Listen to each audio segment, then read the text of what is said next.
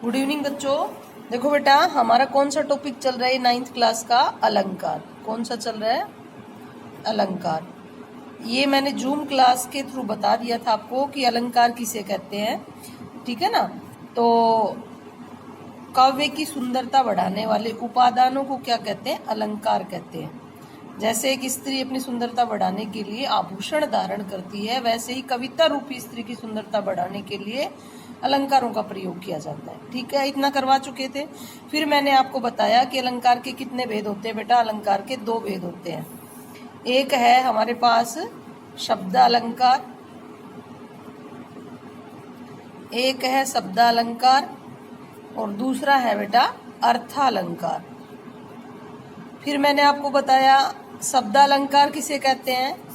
जो शब्दों, भैया अलंकार का देखो, पहले मैंने बताया अलंकार का मतलब क्या होता है? आभूषण या गहना। आभूषण या गहना, ठीक है। अब देखो, शब्दालंकार वे अलंकार जो शब्दों के माध्यम से काव्य की सुंदरता बढ़ाते हैं, शब्दालंकार कहलाते हैं। और वे अलंकार जो अर्थ के माध्यम से कविता की सुंदरता बढ़ाते हैं, अर्थालंकार कहलाते हैं। इतना हम कर चुके थे। फिर हमारे कोर्स की बात अगर हम करें तो शब्दालंकार में 3 अलंकार लगा रखे हैं हमारे। कौन कौन से बेटा? ये सब पहला तो है अनुप्रास, दूसरा है बेटा यमक,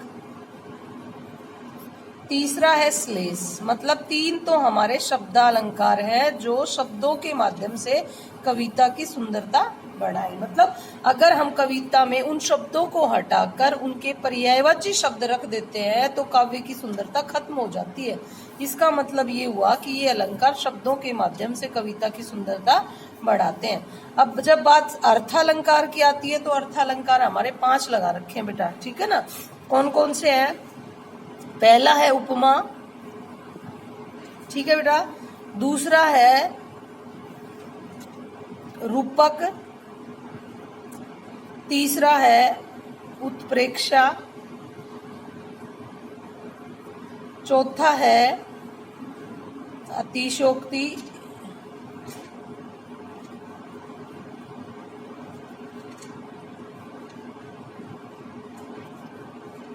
और 5वां है मानवीकरण।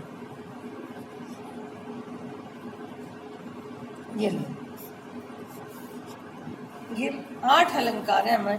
अब मैं आपको बताती हूँ अनुप्रास अलंकार, जहां एक ही वर्ण की बार बार आवृत्ति हो, ठीक है। अर्थात एक वर्ण बार बार कविता में आता है, वहां पर अनुप्रास अलंकार होता है। मैंने करवा दिया ये आपको। ये एग्जाम्पल भी दी बताए थे आपको। तरनी तनुजा तट तमाल तरुवर बहुछाए, भव्य भावों में भयानक भावना भरना नहीं, बताए मैंने आपको। यमक भी मैंने आपको करवा दिया बेटा कि जब कविता में एक ही शब्द मतलब यहाँ तो वर्णों की, वर्ण कहे तो साउंड, अल्फाबेट या वर्णों की आवृत्ति होगी, अर्थात एक वर्ण बार बार आएगा। जबकि यमक अलंकार में क्या होगा बेटा? यमक अलंकार को देख लेते हैं हम। कविता में जब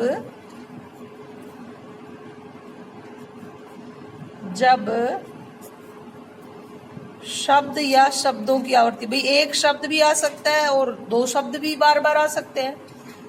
कविता में जब शब्दों की आवृत्ति हो, शब्दों की आवृत्ति हो, अर्थात एक ही शब्द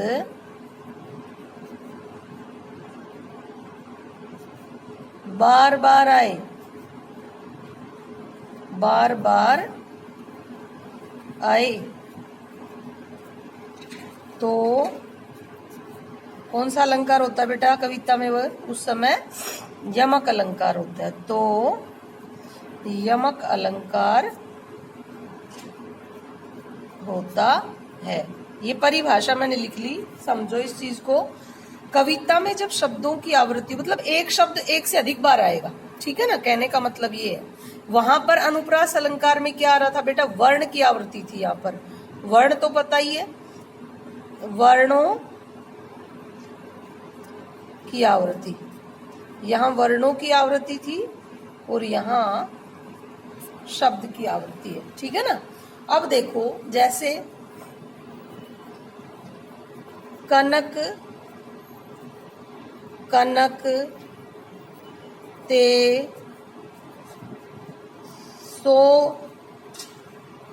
कनक कनक ते सो गुनी मादकता अधिकार मादकता अधिकार इसी लाइन का शब्द है बेटा ये मादकता अधिकार कनक कनक ते सो गुनी मादकता अधिकार। ये लो ये दोहा है बेटा एक दोहा छंद बोलते हैं इसे है ना। या खाए बोराए जग दूसरी लाइन है ये या खाए बोराए मतलब पागल होना बोराए जग वा पाए बोराए व पाए बोराए। ये लो ये अपना एग्जाम्पल हो गया। देखो बेटा ये क्या कह रहा है कनक कनक ते सो गुनी मादकता अधिकार या खाए बोराए जग व पाए बोराए मतलब सोने एक देखो यहाँ ऐसे आएंगे बेटा शब्द एक जैसे शब्द आ गए एक शब्द की आवृत्ति हो रही है कनक ही ये शब्द है वापस कनक ये शब्द है बीच में ये योजक चिन्ह है ठीक है ना।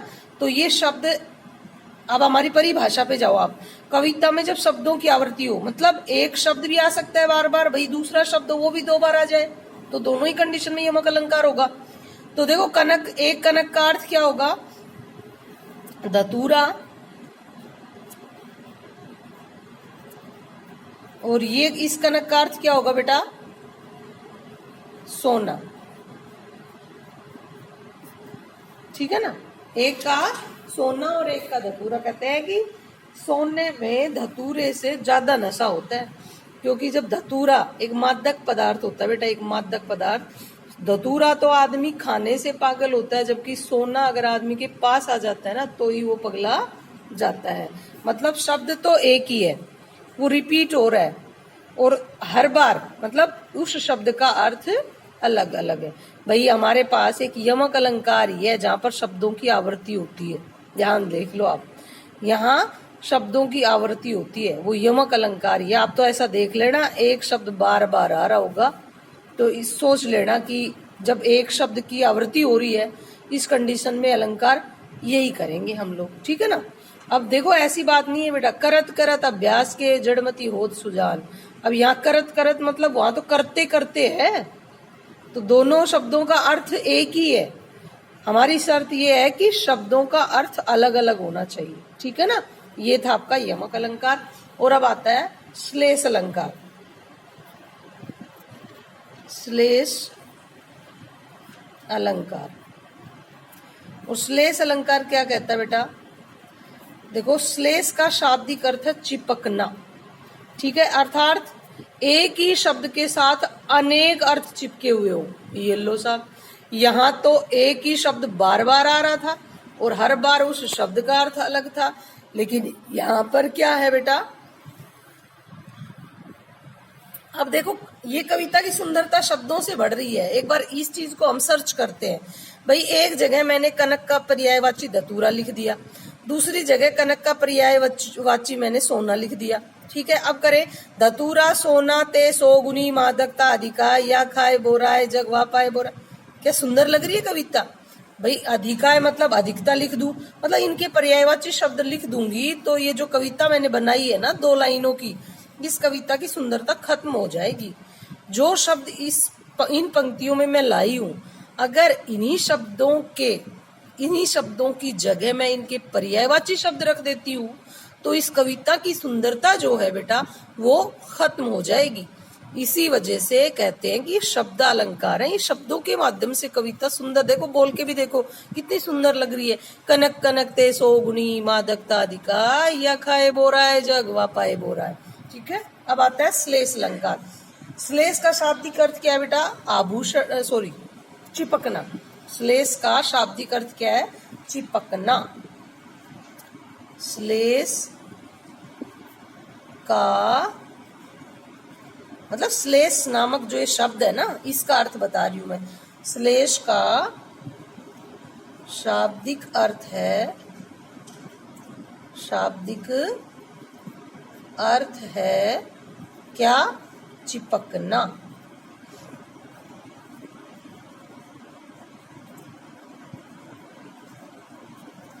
अर्थात जब एक ही शब्द के अनेक अर्थ लगाए जाएं, ठीक है ना। अर्थात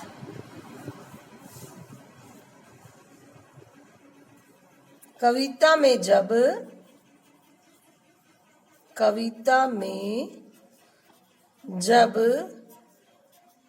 एक ही शब्द के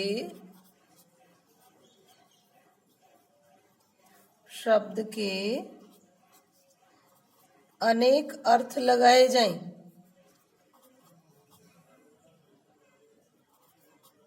अनेक अर्थ लगाए जाएं तो कौन सा अलंकार होता है? श्लेष अलंकार होता है। जैसे देखो बेटा, शब्द तो एक ही होगा लेकिन हर संदर्भ में उसके अनेक अर्थ लगाए जाएंगे। वो कैसे, इसको थोड़ा सा हम उदाहरण के आधार पर समझेंगे। ये लो, जैसे पानी गए न उबरे, एग्जाम्पल है ये। पानी गए न उबरे न उबरे कौन? मोती मानुष और चून। पानी गए न उबरे मोती मानुष और चून। वो कैसे? देखो बेटा, उबरे का मतलब होता है खत्म हो जाए, खत्म हो जाना। उबरे का अर्थ क्या होता है? खत्म हो जाना। मतलब एक पानी शब्द है, इस पानी का अर्थ मोती के संदर्भ में अलग है, ठीक है। एक शब्द के देखो कितने अर्थ लगाऊंगी मैं। इसी पानी का अर्थ मानुष के संदर्भ में अलग है और इसी पानी का अर्थ चून के संदर्भ में अलग है। कैसे भाई? कहते हैं कि मोती का पानी चला जाए, मोती का पानी मतलब इज्जत, ठीक है। मोती के संदर्भ में इसका इज्जत लिया। मनुष्य का और सॉरी बेटा, चमक। मोती में इज्जत थोड़ी होती है यार, चमक। इसका ये लो, यहां से कर देते हैं चमक, दिख रहा है ना, चमक। हाँ, मोती के संदर्भ में पानी का अर्थ चमक, ठीक है। अगर मनुष्य की बात की जाए तो मनुष्य के संदर्भ में पानी का अर्थ इज्जत, ये इज्जत, ठीक है ना। कि और इसी पानी का चून का संदर्भ चूना, या चूना भी लगा सकते हैं और आटा भी लगा सकते हैं। चूना, लाइमस्टोन जिसको बोलते हो ना तुम, चूना और आटा भी लगा सकते हैं। कैसे? अब देखो, पानी गए न उबरे मतलब पानी जाने पर उबरे मतलब नहीं उबर सकते, वो अच्छे नहीं लगते। कौन? एक तो मोती, भाई मोती की चमक चली जाए तो मोती बेकार, मनुष्य की इज्जत चली जाए तो मनुष्य बेकार, और चून में अगर ज्यादा पानी चला जाए तो चून बेकार। और चूना मतलब लाइमस्टोन में भी पानी अगर चला जाता है तो लाइमस्टोन खराब हो जाता है। मतलब एक पानी शब्द था। अब आपको देखना ये है कि एक ऐसी इस टाइप का कोई एक शब्द दिया रखेंगे वो, और उसके साथ ऐसे लगातार दो तीन देके रखेंगे और शब्द। और एग्जाम्पल देखिए, बलिहारी नृपकूप की गुण बिन बूंद न देही, ठीक है। सुबरन को ढूंढत फिरत कवि व्यभिचारी चोर। देखो एक और एग्जाम्पल है, सुबरन, एक शब्द आ गया हमारे पास सुबरन को। एग्जाम्पल भी बहुत अच्छे अच्छे हैं ये। ढूंढत फिरे कवि व्यभिचारी और चोर। देखो यहां सुवर्ण से जुड़े हुए एक साथ एक कवि आया, कवि तो समझ सकते हो, व्यभिचारी आया और चोर आया। अब देखो इस सुवर्ण का अर्थ बेटा कवि के संदर्भ में अलग है, व्यभिचारी के संदर्भ में अलग है और चोर के संदर्भ में अलग है। कैसे? सुवर्ण अपन कहते हैं ना, वर्ण, सुवर्ण, सु मतलब अच्छा, वर्ण मतलब वर्ण, वर्ण अल्फाबेट। कवि को अपनी कविता करने के लिए क्या चाहिए? सुंदर सुंदर वर्ण चाहिए, अल्फाबेट चाहिए, उनको जमा करी तो वो कविता करता है। तो यहां तो इस सुवर्ण का अर्थ क्या आ गया? अल्फाबेट, वर्ण, वर्ण, वर्ण आता है ना हमारी हिंदी में, वर्ण शब्द वाक्य वो वाला। और कवि को तो कविता में वर्णों की जरूरत पड़ती है। व्यभिचारी, व्यभिचारी मतलब बेटा कामी व्यक्ति, मतलब जिसको सुंदरता की ही चाहत रहती है, वो वैसा है, जिसको केवल सुंदरता की चाहत हो वो क्या होता है? व्यभिचारी, कामी व्यक्ति जिसको बोलते हैं। सुवर्ण मतलब अपन कहते हैं ना, अपने लोकल लैंग्वेज के शब्दों से थोड़े से वाकिफ हो कि कै वर्ण को सा, कै वर्ण का से, है ना, इस टाइप से बोलते हैं ग्रामीण क्षेत्र में लोग। सुवर्ण मतलब सुंदर रंग रूप। तो क्या करेंगे यहाँ? रंग रूप, सुंदर रंग रूप, ये सुंदर रंग रूप आ गया, ठीक है। और चोर, सुवर्ण, सुवर्ण, सुवर्ण सोना, भाई चोर को क्या चाहिए? सोना।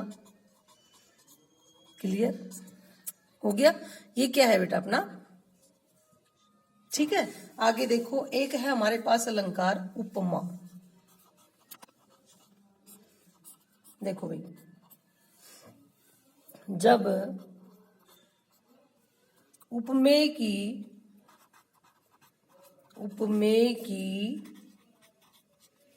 उपमान से तुलना या समानता की जाए, तुलना या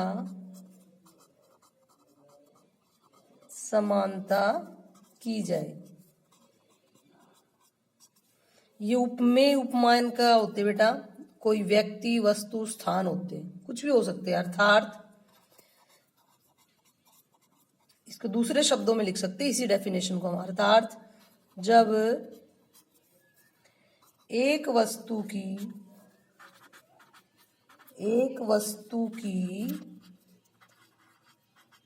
दूसरी वस्तु से, ये वस्तु बेटा व्यक्ति, वस्तु, स्थान कुछ भी हो सकता है।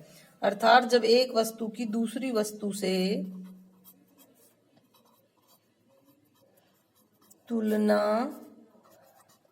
या समानता की जाती है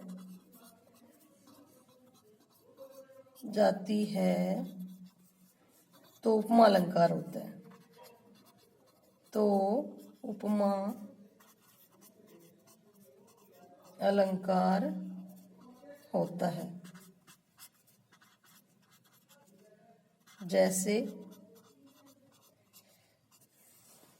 पीपर पात सरिस मंडोला, पीपर पात, बहुत सिंपल से एग्जाम्पल दूंगी, एक एक एग्जाम्पल तो याद रखना ही पड़ेगा आपको। पीपर पात सरिस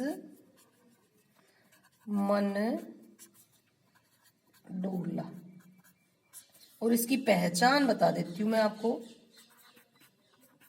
जिस कविता में, मैं नीचे लिखूंगी बेटा, जिस कविता में ये शब्द आए, जिन लाइनों में भी, वहां 101% उपमा अलंकार होता है। फिर इसको समझाऊंगी, एक बार इसको मैं लिख देती हूं। देखो बेटा, सा से सी सम, सा से सी सम सरिस सदृश, सा से सी सम सरिस सदृश के समान, के जैसा, के जैसा, उसके जैसा वह है, इसके जैसा ही है, ठीक है ना। ऐसे मतलब ये शब्द जहां पर आ जाए वहां 101% बेटा उपमा अलंकार होगा। अब देखो, हमें दो चीज समझनी है, एक उपमेय और एक उपमान। पहले इस डेफिनेशन को देखो। जब उपमेय की उपमान से तुलना या समानता की जाए, अर्थात जब एक वस्तु की दूसरी वस्तु से तुलना या समानता की जाती है तो उपमा अलंकार होता है, ठीक है। अब देखो ये उपमेय क्या होता है। उपमेय होता है जिस वस्तु की तुलना या समानता की जा रही है, मतलब जो हमारे पास है। उपमेय क्या होता है बेटा, जिस वस्तु की, वो वस्तु जिसकी सामने वाली वस्तु से तुलना या समानता की जा रही है, मतलब जो हमारे पास है जिसकी तुलना हम कर रहे हैं वो उपमेय, और सामने वाली वो प्रकृति की कोई सुंदर चीजें भी। बेटा पहले तो प्रकृति की सुंदर चीजें हुआ करती थी कि चांद जैसा मुख, ठीक है ना, हिरनी जैसी चाल, मृग जैसे नयनों वाली। तो एक तरह से ये मृग के नयन, हिरनी की चाल और चंद्रमा, चांद, तारे, ये सब क्या है, ये उपमान है। प्रकृति की वो सुंदर चीजें जिनसे, ये तो जिन की तुलना की जाए, ये जिनसे तुलना की जाए, वो क्या हो गए, ये बेटा उपमान हो गए। और ये लगभग पहले तो प्रकृति के सुंदर पदार्थ होते थे ना, ये प्रकृति के सुंदर पदार्थ होते थे। आजकल तो कह देते हैं कि इसका चेहरा गाड़ी की हेडलाइट की तरह चमकता है, तो चेहरा क्या हो गया, चेहरा उपमेय हो गया, और गाड़ी की हेडलाइट क्या हो गई, वो उपमान हो गई। अब मैं कह दूं मेरा मित्र तो गधा है, अब बेटा यहाँ मेरा मित्र क्या है, मेरा मित्र तो उपमेय है, और गधा क्या हो गया, उपमान हो गया। मतलब जिसकी तुलना की जाए वो उपमेय, और जिससे तुलना, समझ में आ गया। अब देखो बेटा, उपमा, ये तो उपमा अलंकार हो गया, और इसका बहुत सीधा साधा एग्जाम्पल है ये। दूसरी बात ये याद रखना, सा, से, सी, सम, सरिस, सदृश, के समान, के जैसा। अब एक प्रश्न और बनता है, उपमा अलंकार के 4 अंग होते हैं बेटा, उपमा अलंकार के अंग होते हैं। पूछ ले, हमें तो ऑब्जेक्टिव के आंसर देना है, तो कोई पूछ ले मेरे जैसा कि उपमा अलंकार के कितने अंग होते हैं बेटा। उपमा अलंकार के 4 अंग होते हैं, अलंकार के 4 अंग कौन कौन से। एक तो बेटा उपमेय, ये क्या हो गया, जिसकी तुलना या समानता की जाए, जिसकी तुलना या,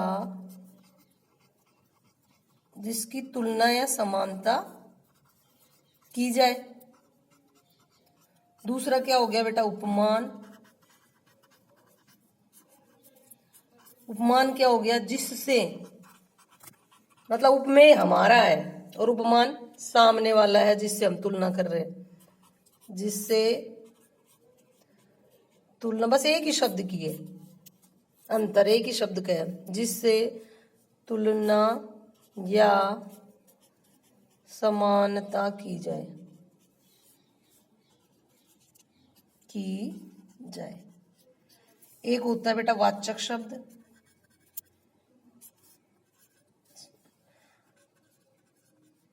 ये मैंने आपको लिखाई दी, कौन से, जिन शब्दों के माध्यम से दोनों की तुलना या समानता की जाए।